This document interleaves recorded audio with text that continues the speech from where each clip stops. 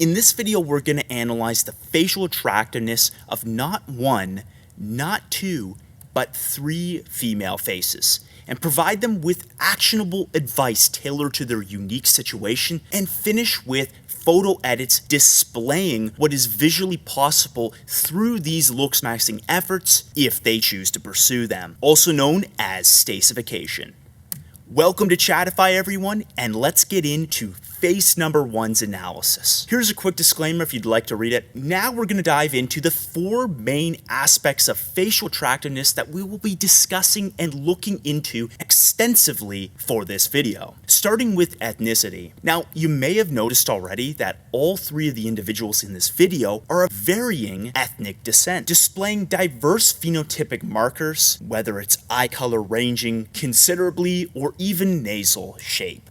In the context of face number 1, she appears to be a blend of the Eskimo and Mediterranean ethnicities. Now keep in mind this name is rather outdated, and really it refers to the 2 main groups of North American Native Americans, being the Yupik and the Inuit ethnicities. So phenotypic traits for face number 1 which align with this phenotypic blend include slight epicanthic folding. Native American individual phenotypes tend to have pronounced epicanthic folding in many cases, especially for those northern groups closer to the Alaskan-Siberian bridge. But because she's a blend, they appear less pronounced and they're more slight. Secondly, she has moderate eye-eyebrow distance. European ethnicities typically have shorter eye-eyebrow distance, and natives typically have longer, so she's right in that middle area, which makes sense. And finally, she has full lips. So moving on to her feature analysis, on to her strengths. First of all, she has excellent skin quality. It appears to be very bright, full of life. Secondly, she's a wide midface. Believe it or not, having a wider midface is more attractive for both men and women. And at 1.8 to 1, it's on the higher end, but this is not a bad thing. She has a downward pointing medial canthus of the eye, which is incredibly attractive for women. And finally, she has positive canthal tilt of 11 degrees in both of her eyes. On to her main weaknesses. Face number 1 has facial bloat, and this severely hinders her facial attractiveness currently. Secondly, this leads into having a flat jaw frontal angle of 107 degrees. For women, having this a bit flatter can actually be more flattering because they tend to have shorter lower thirds, but in her case, this should be much closer to 100 or 105 degrees at the most versus 107. She also has a flat nasal tip, and although this is somewhat phenotypic in essence, it is more of a flaw than it ideally should be. So now on to her dimorphism. As humans, we are polymorphic.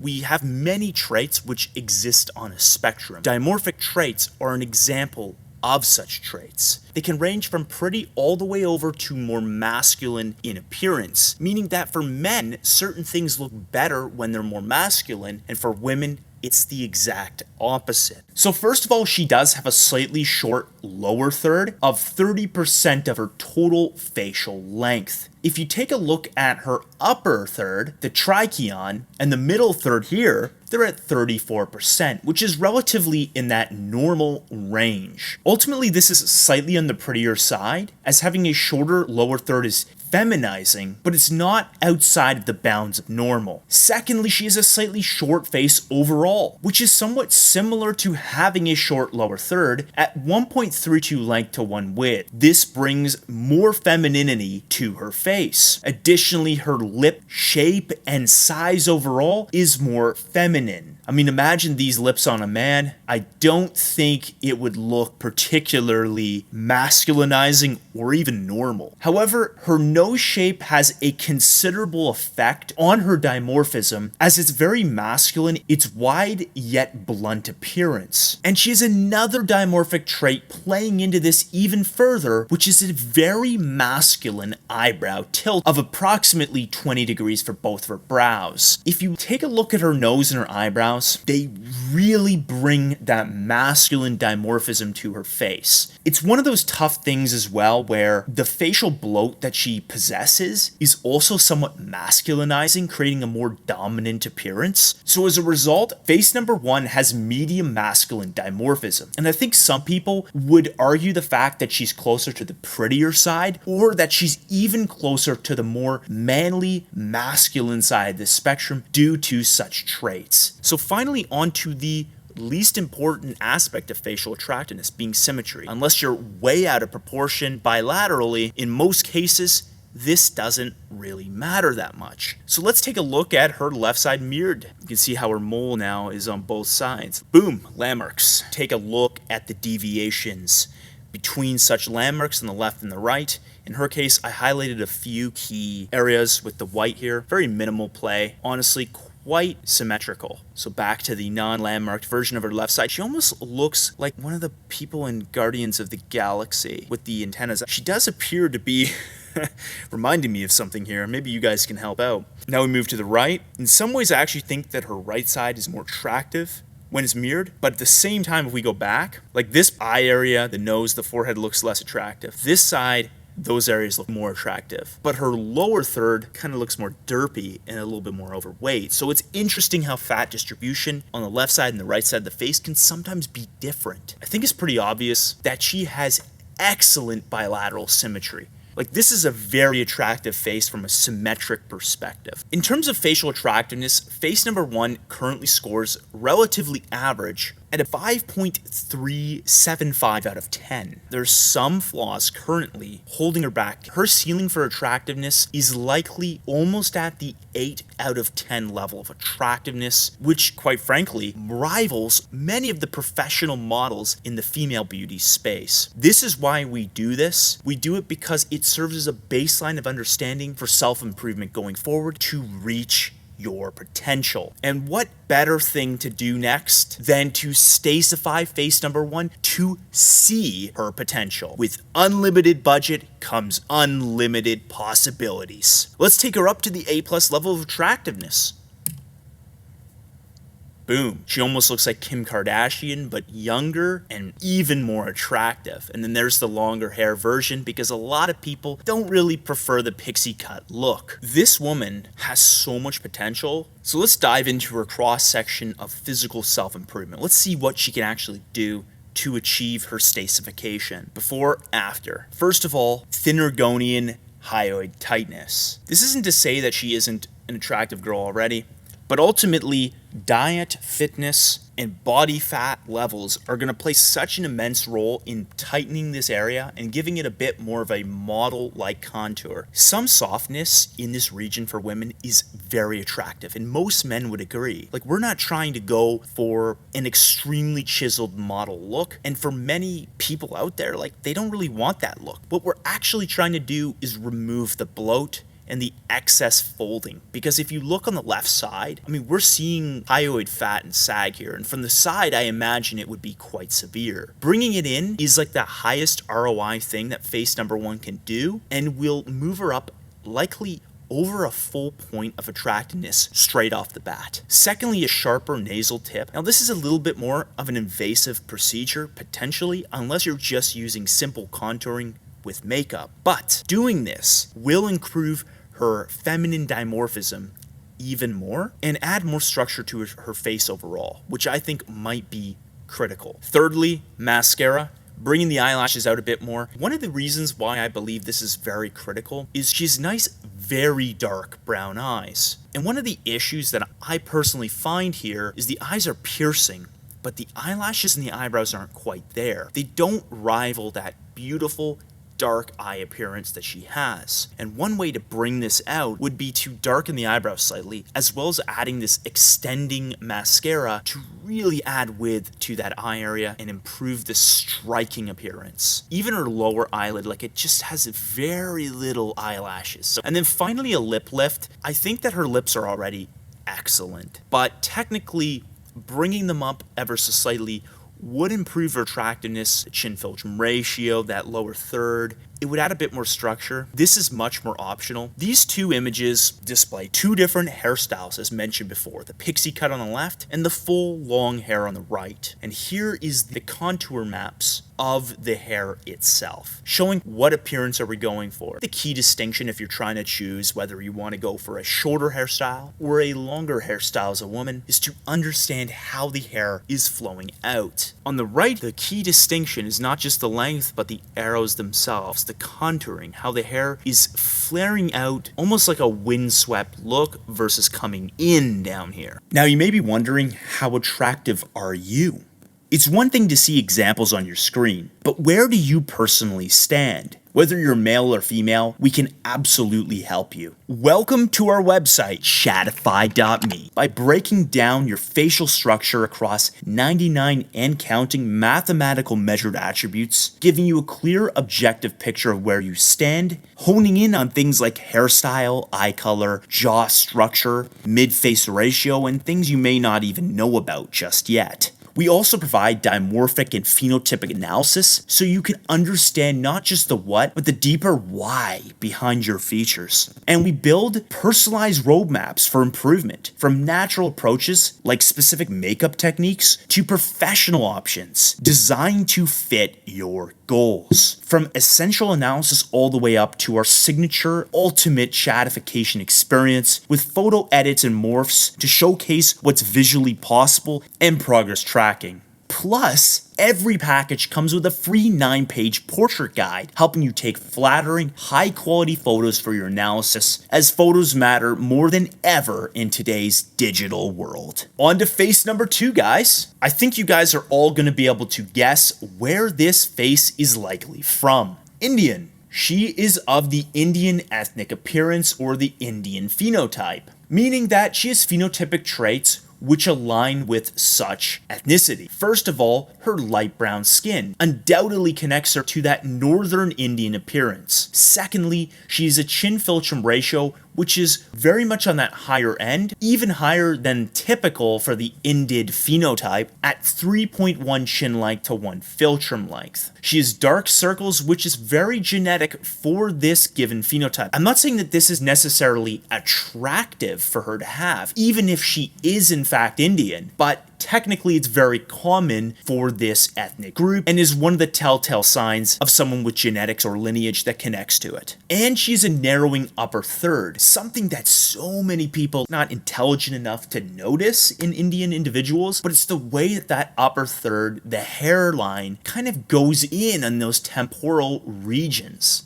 So onto her feature analysis. Let's see how her facial harmony stacks up. Onto her strengths. First of all, she has dark, thick eyelashes, which are very attractive. I don't know why the arrows are pointing to her eyebrows. They're also pretty dark. Secondly, her eye spacing has an ES ratio of 0.47, which is totally in that ideal range. And she has an eye spacing ratio of 100% of one eye width apart in between her eyes. The closer we get to 100% is ideal for most ethnicities, especially Indians. Additionally, her canthal tilt is positive with a 9-degree and 6-degree in her right eye, and a downward pointing medial canthus of the eye, which that inner portion there creates a more model, harmonious appearance. Additionally, she has a youthful appearance overall. If we really dive deep into this later, what you'll see is the fat distribution of her face reflects that of someone quite young and youthful. And then of course she has many other attractive features like her cupid's bow or cheekbones and so on. So now onto her weaknesses. First of all, she has an overly compact mid-face of 0.85 height to 1 width. For Indian individuals, typically this is closer to like a 1-to-1 ratio. Some phenotypes and ethnicities can benefit from more compactness here, but in her case, it's a little bit excessive. Secondly, this leads into the fact that her face is also compact with a 1.25 total height to 1 width. Additionally, her chin-philtrum ratio, although phenotypically aligning, is slightly on that higher end, creating a slightly more masculine appearance. But luckily, this is somewhat alleviated by the fact that she has a shorter face and lots of youthful health indicators kind of compensate for that fact that it is a little bit more masculinizing, which we're going to discuss later. Additionally, her ear shape sticks out in a slightly unique way. This is not a big flaw. So if someone's gonna nitpick me in the comments, I mean, go ahead, but ultimately it's very minimal. Onto her dimorphism. So similar to face number 1, let's determine whether face number 2 is more pretty or more masculine. First of all, we gotta look at her dimorphic traits. And the first one being, like I said so many times, like I brought this up 3 times now, her chin philtrum ratio of 3.1 chin length to 1 philtrum length. This is very masculine. This is even high for most male ethnicities. Secondly, her compact face. I mean, her mid-face of 0.85 length to 1 width, and her total face length. Very feminizing. If you're a man with these proportions, it looks a lot worse than for a woman, because for women, they benefit a lot from like feminine looking traits. Like I was hinting at earlier, she has smooth malar fat pads. The way that her fat is distributed in her face is incredibly attractive. Undoubtedly, she is very young, meaning she has relatively low dimorphism. So onto her symmetry. For face number 2, let's determine whether she possesses that gold standard. Hint, hint, it's really not that important to have amazing symmetry. In fact, to some degree, being too symmetric can be uncanny. First of all, she does have a slight eyebrow blemish here. This could be some sort of mole or skin-related issue kind of underneath here, or even a scar. Ultimately, this is very minimal, and in some ways it adds character to her facial appearance. But at Chadify and Stacify, we're taking things to that full, extreme level of self-improvement, as these serve as objective case studies for physical self-improvement. So don't judge me if I'm totally going to the nth degree here. Let's take a look at her left side mirror. Looks a little bit uncanny and wide. Now let's take a look at her right. It looks a little squished and also uncanny. The problem is, in her case, photo orientation can affect the perceived symmetry of such face. And in this case, the result isn't entirely accurate due to the position of her face in the photo. So honestly, face number 2 has relatively high symmetries. Face number 1, face number 2. She scores substantially above average. I mean, she's very attractive. She's quite beautiful, honestly, at a 6.25 out of 10. This is definitely very much above average. But the number is only part of the story at Stacify. Ultimately, the only reason we use a number is to provide our clients and to provide people with an understanding of where they currently reside. It's not for judgment to put anyone down, it's actually to bring them up to their potential. So time to Stacify face number 2. Let's do exactly what I just said and bring her to her most beautiful looking self. Boom. Wow. Long hair and a messy bun. In some ways, I think this suits her really well, given that kind of younger, youthful appearance that she has.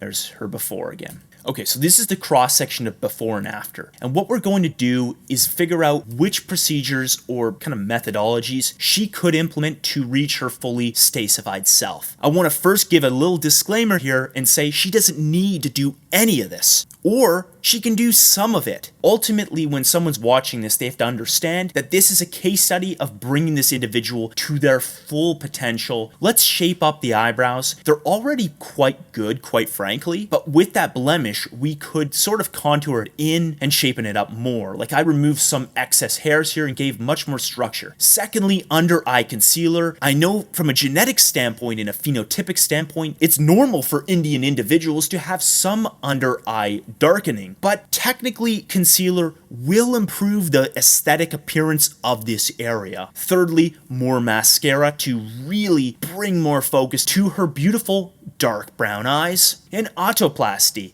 of course very optional, to pin in the ear slightly, and then finally palatal expansion or orthodontics. This one might get some backlash from people in the comments, but I want to outline the fact that she does have a very minor case of something similar to short face syndrome. This happens to some people where their maxillary development is unideal, especially in the lower third, kind of leading to a squished face appearance. I think in her case it actually works to her advantage slightly, making her look a little feel prettier and more feminine and youthful. Neotenous and youthful traits look great when your health indicators are up and flourishing, but when the face starts to degrade to some degree, it can sometimes look a little bit off. It's the most invasive, so it requires the most thought. On to face number 3, guys. So in terms of her ethnicity, she appears to be a telltale example of the Atlantic ethnicities of Western Europe. Typically, this is characterized by a combination of very important phenotypic traits, the first one being her coloring. Piercing blue eyes, yet darker hair color, which can sometimes be a reddish to darker brown or even black in women. Secondly, she has a sharp nose contour. It's very long and thin, a leptorine nose, no doubt. And finally, her longer face overall. I mean, 1.36 length to 1 width is on the higher end of optimal, sort of bordering on having a longer face. Compared to other ethnic groups, especially for women, this actually works well and is common. Like if we looked at East Asian faces, this would absolutely be somewhat of a flaw. Moving on to her feature analysis, first of all, let's get into her strengths and see from a facial perspective what's going on. Well, her phenotypic markers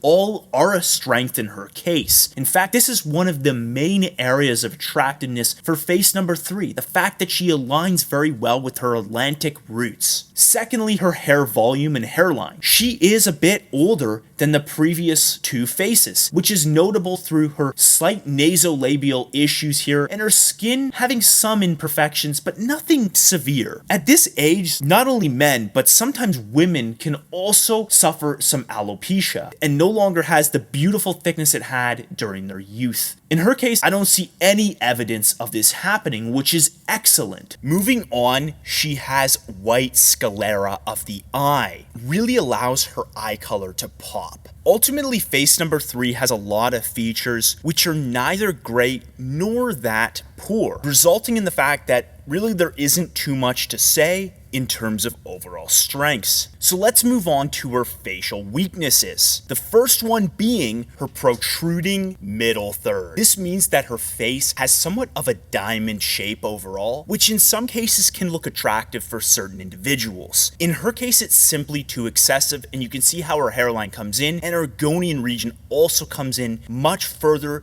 than her zygos. Secondly, she has age indicators which are not working in her favor, with some nasolabial folding, some creases of the skin, and some minimal sagging. She looks like she's likely in her early 40s, maybe a bit older, maybe a bit younger, depending on how she's taking care of her skin. Thirdly, she's a very long lower third, 39% of her total facial length. This is extremely long, whereas her upper third is 29% and her middle third is 33%. Additionally, she's excessive nostril exposure. Despite having an excellent nasal shape for her phenotype, her nasolabial angle plays a little bit against this with this overly upturned appearance. And again, there isn't too much more to point out here. She's sort of all in the middle zone for her features. Neither strengths nor weaknesses. So on to her dimorphism. Let's determine how pretty or masculine her face is using her dimorphic traits. First of all, she's a very long lower third of 39%. That's extremely masculine, bordering on the cartoon zone. Secondly, she's a sharp nose contour, which is a little bit more feminizing. And thirdly, she's relatively thin brows. Slightly more on that pretty zone, but it's up for debate how pretty they really are. Ultimately, she leans more to the masculine side of the spectrum, but is not overtly masculine by any means. On to her symmetric analysis. Well, she does have one somewhat notable asymmetric trait, and that's her gonian width here. If you look on the left, it's a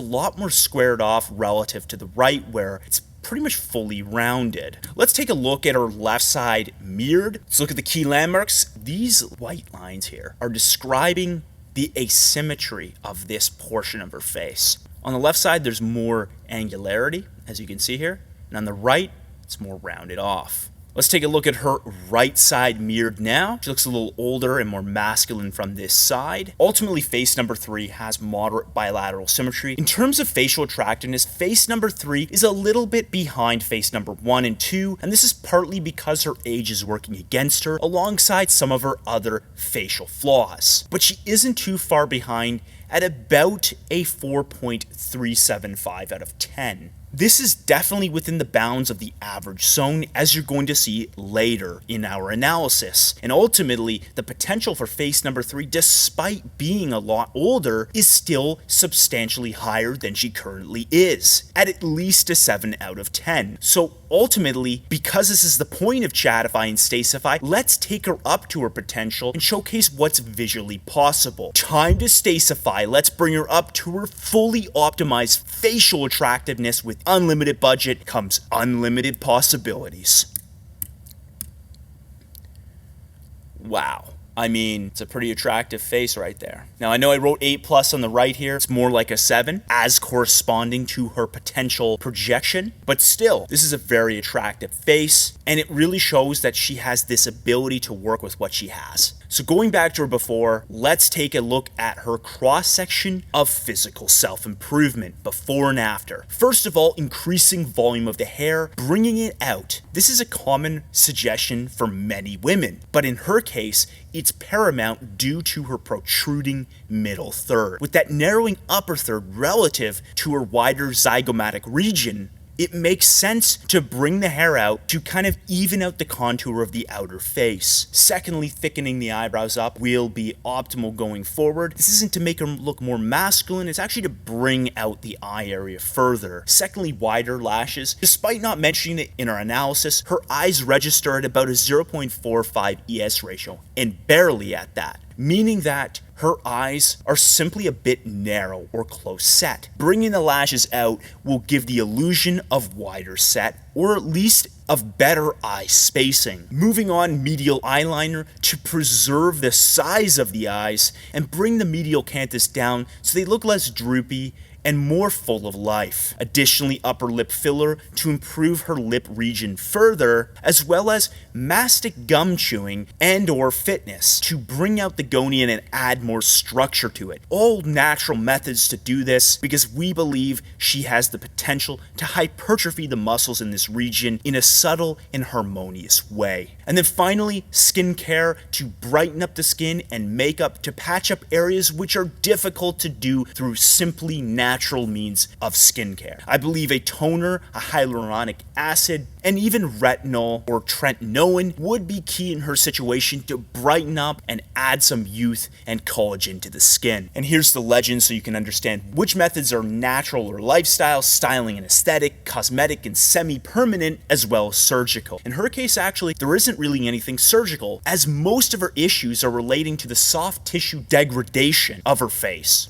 Now, there are some limitations to this analysis. First of all, it's a restricted photo selection. I mean, we were missing side profiles, quarter angles, smiles, and candid images. Now, all of that is possible through our analysis that we offer at Chadify.me from our website. So ultimately, we can't put everything into like a single video, or else the video is going to be like 60 minutes long. Of course, when we do actual analysis of our clients, we do spend much more time than that to give the most detail possible. Additionally, like age and genetic context aren't included in this analysis. Again, solved through our service on the website. And then of course, there's no personal preference, which basically means that we're assuming everything. We're taking it to the full potential of these individuals without taking into consideration the fact that some people are adverse to certain treatments or simply can't get them due to maybe structural limitations in their specific facial case, or even religious purposes. Like, there's so many reasons why it's so much more complicated than this. And of course, this is the simplified scope version, not our full service. Again, I'm not trying to plug our service, but this is a sample analysis designed for demonstration purposes. Face number 1, face number 2, face number 3, face number 4, 5, 6, 7. What is happening? Well, ultimately at Chadify, or